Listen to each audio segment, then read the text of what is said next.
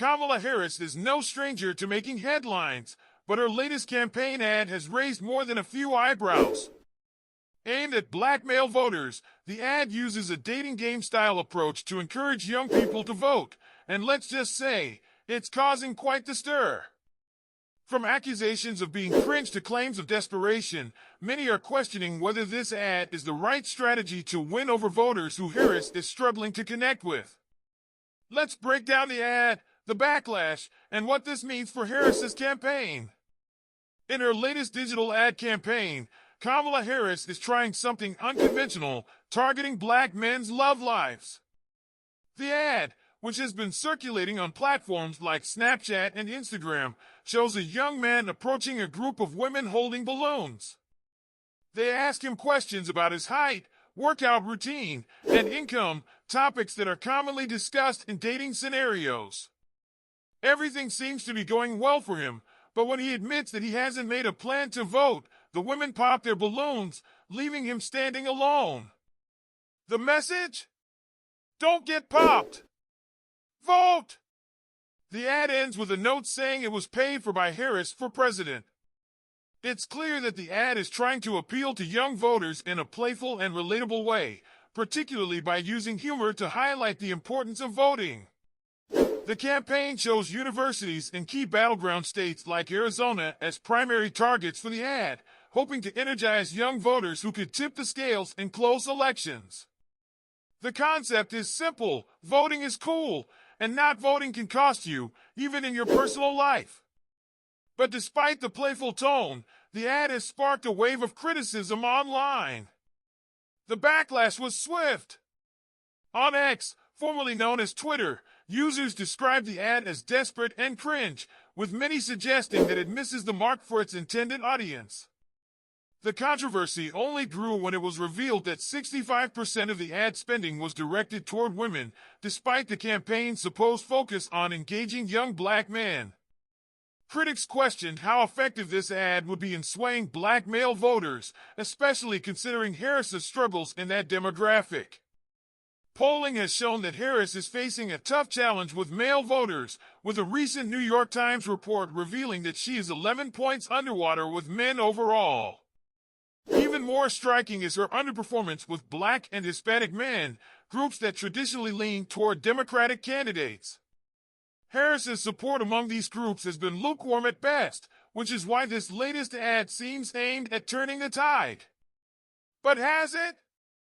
Former President Barack Obama weighed in on the issue, accusing black male voters who aren't supporting Harris of sexism.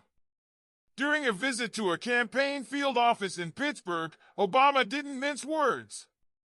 He said that reports on the ground indicated lower enthusiasm for Harris compared to his own presidential campaigns.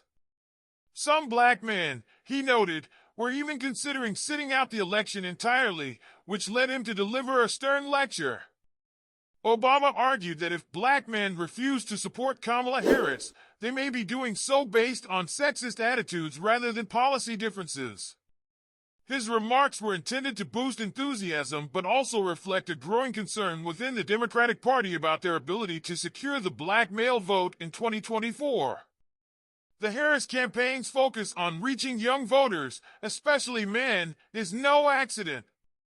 Pollsters and strategists understand that winning over this group is critical for Democrats to hold key states.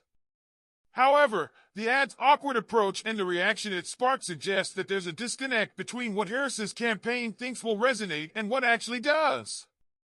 The idea of framing voting as something that affects your romantic life is creative, but for many, it comes across as tone-deaf.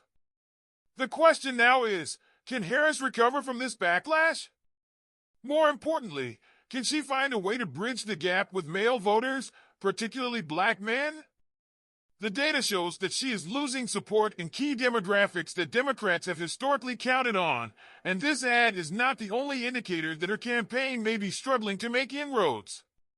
Critics are also pointing to Harris's broader issues with likability and relatability, something that has plagued her throughout her political career. The "Don't Get Popped" ad might be emblematic of a deeper problem: how to connect authentically with voters who feel left out or disillusioned. For some, this ad simply reinforces the feeling that the campaign is out of touch with their concerns. But it's important to remember that we are still early in the campaign season, and Harris has time to adjust her messaging and strategy. Whether or not this ad does damage to her reputation with black male voters remains to be seen, but it's clear that the criticism is something her team cannot afford to ignore. Kamala Harris's latest campaign ad has certainly sparked a conversation, but whether it will have the impact her team hopes for remains to be seen. As she continues her bid for higher office, winning over young voters, especially black men, will be crucial to her success. What do you think? Did the ad miss the mark, or is it a clever way to engage voters? Let us know your thoughts in the comments below. Don't forget to like, subscribe, and share this video to stay updated on the latest in politics, celebrity news, and more right here on the Fame Journey. Thanks for watching!